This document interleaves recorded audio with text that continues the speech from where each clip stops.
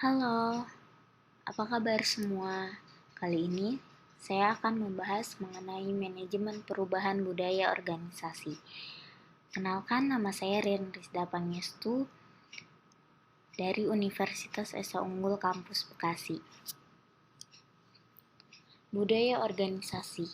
Budaya organisasi tumbuh dari waktu ke waktu. Orangnya merasa nyaman dengan budaya organisasi yang baru. Bagi orang yang mempertimbangkan perubahan budaya, biasanya kejadian yang signifikan harus terjadi. Kejadian yang mengguncang dunia mereka, seperti kebangkrutan, kehilangan sales, dan konsumen yang signifikan, atau rugi jutaan dolar, akan menarik perhatian banyak orang. Bahkan, sekalipun untuk mengetahui bahwa budaya organisasi adalah oknumnya, dan mengambil langkah untuk mengubahnya.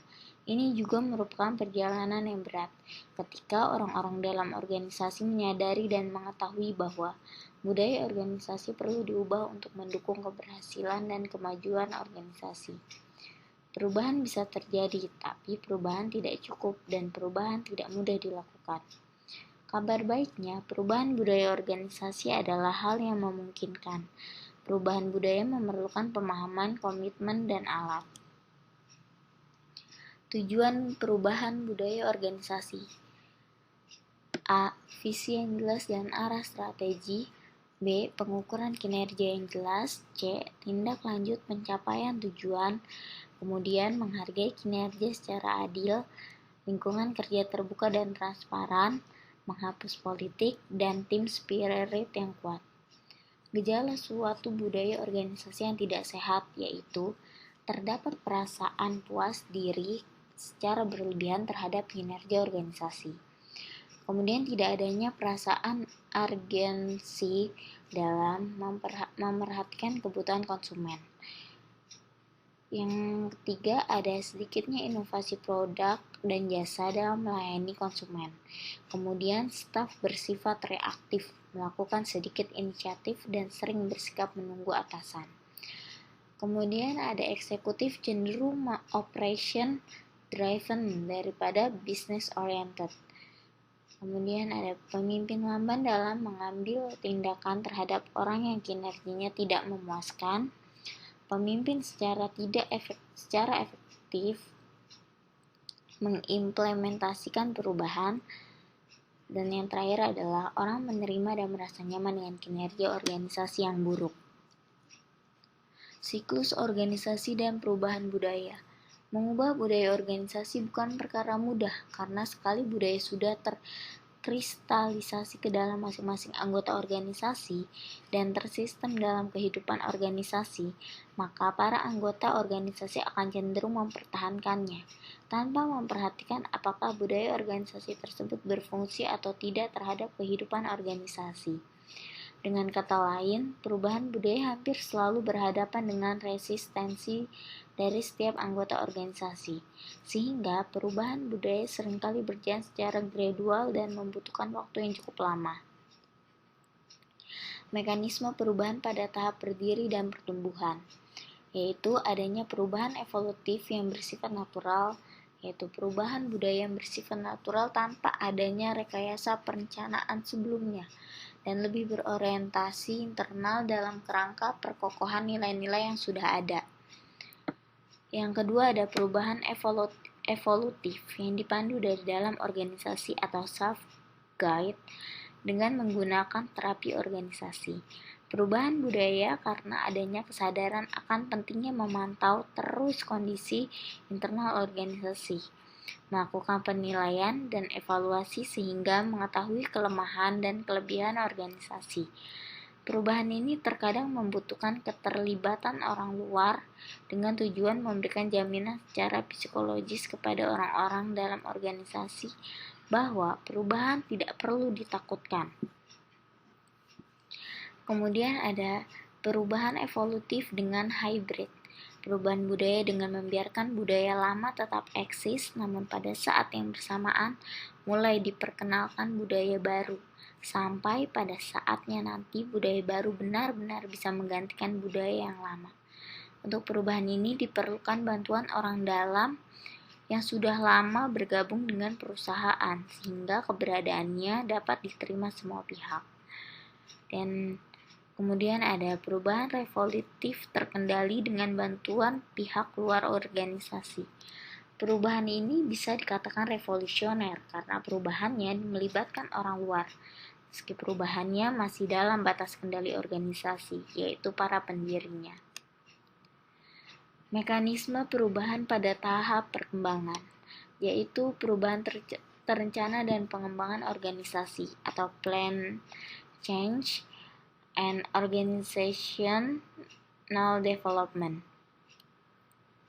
Perubahan yang dilakukan secara terencana untuk menselaraskan budaya dengan perkembangan organisasi di masa yang akan datang. Hal ini dikarenakan perkembangan organisasi tidak sesuai lagi dengan budaya organisasi yang ada. Yang kedua yaitu perubahan budaya dengan memperkenalkan teknologi baru, yaitu technological seduction. Perubahan budaya dikarenakan adanya perubahan penggunaan teknologi baru. Perubahan teknologi akan mendorong perubahan perilaku yang merupakan hasil adopsi nilai, keyakinan, dan asumsi baru dalam menjalankan aktivitas perusahaan. Ketiga yaitu perubahan budaya dengan memaparkan sisi negatif dari mitos yang selama ini berkembang di dalam organisasi. Perubahan dilakukan dengan mengembangkan asumsi atau mitos lain yang lebih relevan dalam menjalankan aktivitas perusahaan. Perubahan sedikit demi sedikit tetapi konsisten atau incrementalism. Perubahan dilakukan dengan memanfaatkan setiap kesempatan yang ada dalam upayanya untuk mempengaruhi semua pihak yang terlibat dalam perusahaan, sehingga tujuan akhirnya tercapai. Mekanisme perubahan pada tahap penurunan, yaitu perubahan yang bersifat persuasi dengan sedikit ancaman. Perubahan dengan memaksa orang membuka pikirannya agar bisa memotivasi dirinya untuk mencari informasi baru, sehingga ia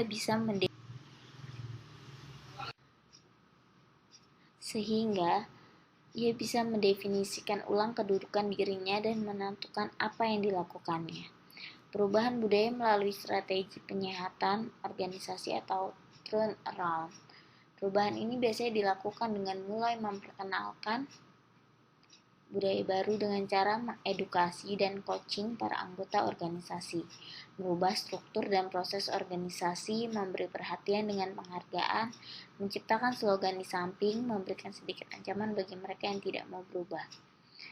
Dan yang ketiga ada perubahan budaya melalui reorganisasi dan melahirkan kembali organisasi baru atau reorganization and rebirth. Perubahan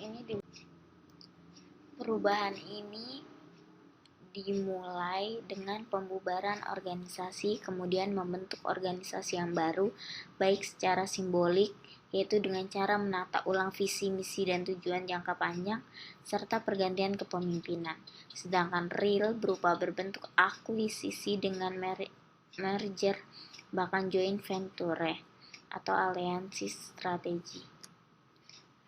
Langkah-langkah untuk menjalankan perubahan budaya organisasi, yaitu develop a systematic change plan. Ketika sebuah organisasi melakukan perubahan budayanya, mereka seringkali gagal menggelar rencana yang sistematis dan dapat diperhitungkan.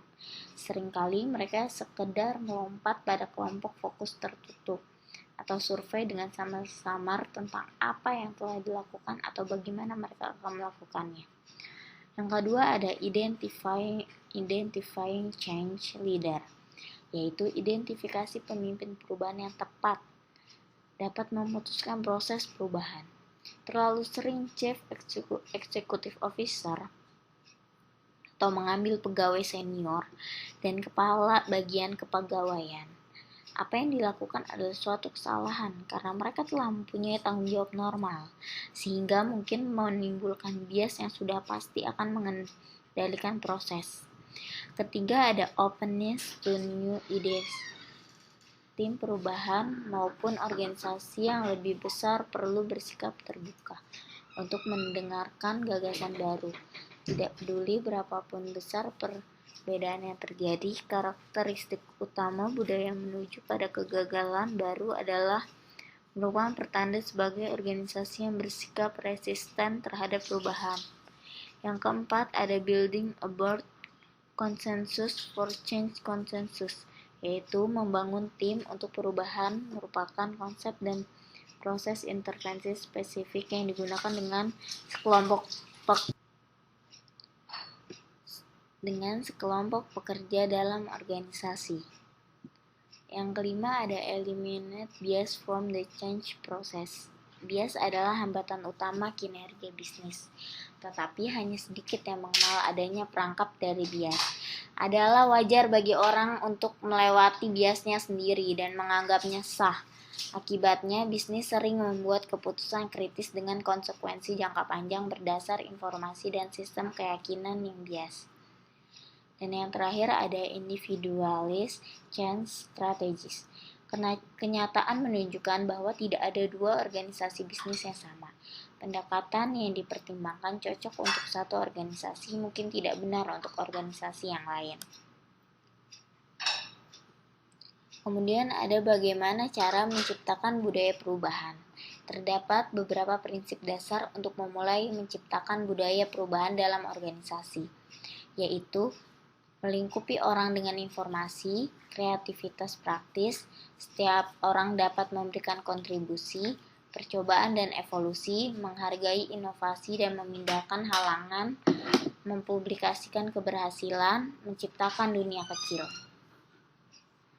Kemudian, mengubah pola pikir. Beberapa hal harus diubah mulai dari pola pikir untuk mengubah perubahan organisasi, yaitu ada blind spot atau noda hitam. Blind spot yang dimaksud di sini adalah suatu bidang di mana seseorang tidak dapat melihat dengan baik dan jelas karena ada sesuatu yang menghalangi di hadapannya. Di tempat kerja juga dapat terjadi blind spot di mana pemimpin gagal melihat kelemahan di dalam departemen, organisasi, atau dirinya. Terdapat pula pemimpin yang gagal melihat pada produk dan jasa mereka, sehingga secara rasional pelanggan sulit dan tidak beralasan untuk menyampaikan keluhannya. Yang kedua ada assumption, yaitu suatu pandangan yang dilihat sebagai suatu kebenaran, tetapi belum dibuktikan. Dalam membuat keputusan bisnis, banyak asumsi harus dibuat karena tidak mungkin memiliki semua informasi. Beberapa asumsi dibuat berdasarkan analisis informasi yang dimiliki. Sebagian lainnya berdasarkan pandangan kelompok dan lainnya pada pandangan pemimpin. Yang ketiga ada complacency, yaitu puas dengan dirinya sendiri. Atau perasaan puas dengan dirinya sendiri merupakan perasaan yang aman yang dimiliki seseorang pada prestasinya, seperti tidak perlu khawatir atau melakukan sesuatu tentang situasi yang dihadapinya. Keempat, ada habit, yaitu kebiasaan. Adalah tindakan yang dilakukan oleh orang dan dilakukan berulang tanpa berpikir. Kebiasaan yang dikembangkan bertahun-tahun menjadi berakar dalam perilaku seseorang. Yang kelima, ada attitude atau sikap, yaitu persepsi yang dimiliki seseorang tentang sesuatu dan hal itu mempengaruhi cara seseorang berperilaku. Seseorang dapat memiliki sikap positif atau negatif terhadap sesuatu, isu, masalah, atau perubahan Yang keenam ada memindahkan halangan. Yang ketujuh ada mempublikasikan keberhasilan dan menciptakan dunia kecil. Dua elemen terpenting dalam menciptakan perubahan budaya organisasi, yaitu ada yang pertama adalah dukungan eksekutif, di mana eksekutif dalam organisasi harus mendukung perubahan budaya. Selain dukungan verbal, mereka harus menunjukkan dukungan perilaku untuk perubahan budaya. Eksekutif harus memimpin perubahan dengan mudah, merubah perilaku mereka. Ini sangat penting bagi para eksekutif untuk mendukung perubahan secara konsisten. Yang kedua ada pelatihan. Perubahan budaya tergantung pada perubahan perilaku. Anggota organisasi harus memahami dengan jelas apa yang diharapkan dari mereka dan harus tahu bagaimana melakukan kebiasaan baru setelah ditentukan. Training bisa jadi sangat berguna bagi mereka berguna dengan baik untuk berkomunikasi, harapan dan mengajarkan kebiasaan baru. Langkah-langkah untuk merubah budaya organisasi adalah sebagai berikut. Yang pertama adalah membentuk visi yang jelas dan arah strategis. Kedua, ada pengukuran kinerja yang jelas. Ketiga, ada tindak lanjut pencapaian tujuan. Keempat, ada menghargai kinerja secara adil. Kelima, lingkungan kerja terbuka dan transparan.